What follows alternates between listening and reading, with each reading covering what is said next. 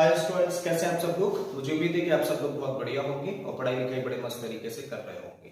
तो स्टूडेंट्स, आज के इस वीडियो लेक्चर में हम लोग डिस्कस करेंगे 10th क्लास के चैप्टर ट्रायंगल्स के एक्सरसाइज 6.2 का क्वेश्चन नंबर 1। छोटा सा क्वेश्चन है, देखते हैं क्या दिया है क्वेश्चन में और फाइंड क्या करना है हम लोगों को। तो क्वेश्चन में हम लोगों को दिया है figure number 1 and 2, DE is parallel to BC, then find the value of EC figure number 1 and find the value of AD in figure number 2।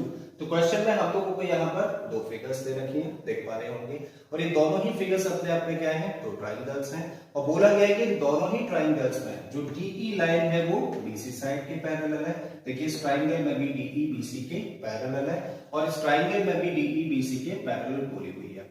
तब फिगर नंबर 1 से हम लोगों को EC यानी कि इस लाइन सेगमेंट की हम लोगों को लेंथ निकालनी है, जबकि फिगर नंबर 2 से हम लोगों को AD की लेंथ निकालनी है। ठीक है, तो चलिए स्टार्ट करते हैं क्वेश्चन और फाइंड करते हैं जो रिक्वायर्ड लेंथ है वो। अब देखो क्वेश्चन जब भी कभी इस तरीके का हो जहां पे हम लोगों को एक ट्रायंगल दे रखा हो और उस ट्रायंगल की एक साइड के पैरेलल लेंथ दे रखी हो, तो समझ जाइएगा या तो हम लोग बीपीटी लगाने वाले हैं या फिर कॉरोलरी ऑफ बीपीटी। ठीक है, तो चलिए स्टार्ट करें क्वेश्चन। और हम लोग देख पा रहे हैं कि एबीसी अपने आप में क्या है, एक ट्रायंगल है। देखते हैं इस बात को। सो इन ट्रायंगल एबीसी डीई यानी कि ये वाली साइड इस साइड के पैरेलल है, ऐसा क्वेश्चन में दे रखा है। ठीक है, so DE is parallel to BC.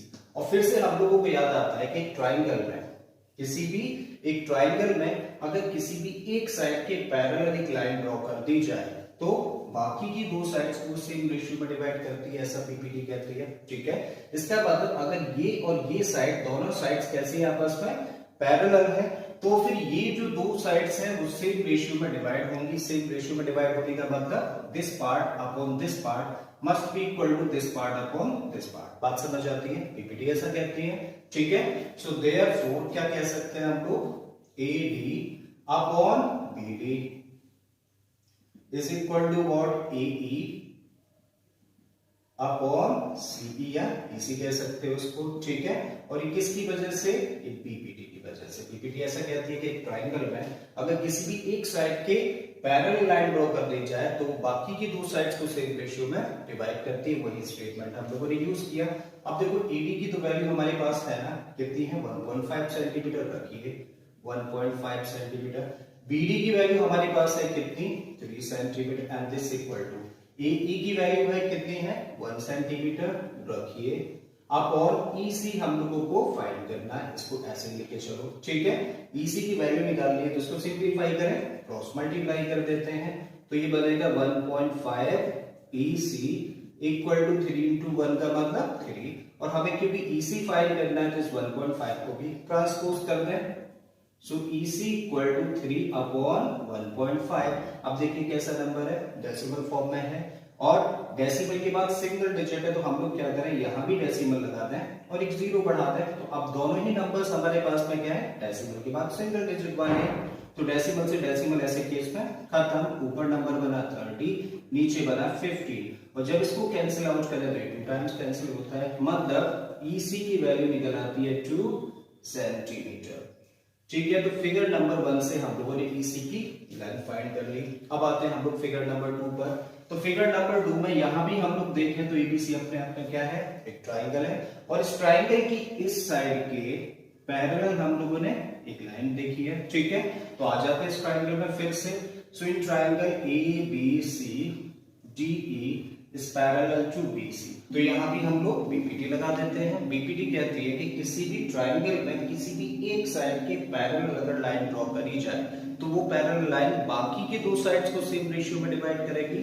तो देखिए this line is parallel to this line और ट्रायंगल की बाकी की दो साइड्स ये हैं, तो इन दो साइड्स को ये लाइन सेम रेशियो यानी कि this upon this equal to this upon this, ऐसा बीपीटी के अकॉर्डिंग हम लोग बोल सकते हैं। ठीक है, तो चलिए लिख देते हैं, therefore AD upon BD is equal to what, this part upon this part, मतलब AE अपॉन CE कह दीजिए या फिर EC।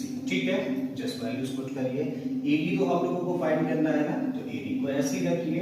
BD की वैल्यू हमारे पास है कितनी, 7.2, तो रखा। AE की वैल्यू कितनी है, 1.8 सेंटीमीटर, जबकि CE की वैल्यू हम लोगों को दे रखी है 5.4 सेंटीमीटर। करेक्ट है। हमें AD की वैल्यू फाइंड करनी है, तो 7.2 को करते हैं ट्रांसपोज, तब लिख सकते हैं AD equal to 1.8 into 7.2 upon 5.4। जब हम लोग इन दो नंबर्स को देखें तो हम लोग देख पा रहे हैं कि डेसिमल के बाद सिंगल सिंगल डिजिट है, मतलब इन दोनों नंबर्स में डेसिमल खत्म हो जाएगा। अब ये नंबर बना 18, ये है 54, तो 18 से 54 को अगर हम लोग कैंसिल आउट करें तो 3 टाइम्स, और 3 से 7.2 को डिवाइड करें तो 3 से डिवाइड किया तो 2 टाइम्स, ठीक है, और फिर 4 करेक्ट है। तो ED की वैल्यू निकल आती है कितनी, 2.4 सेंटीमीटर, और ये बन जाता है हम लोगों का सेकंड फिगर का आंसर, ठीक है। आई होप कि आप लोगों को दोनों ही पार्ट्स बड़े अच्छे से समझ आ गए होंगे। अगर ऐसा है तो प्लीज वीडियो को लाइक कर दें, चैनल को सब्सक्राइब कर लें, और बाकी की क्वेश्चंस के लिए चले जाइए प्लेलिस्ट में। इस तरीके के बहुत सारे क्वेश्चंस मैंने ऑलरेडी अपलोड किए। मैं फिर से आता हूँ एक नए क्वेश्चन, एक नए कॉन्सेप्ट के साथ में। Till then keep learning and thank you for watching this video.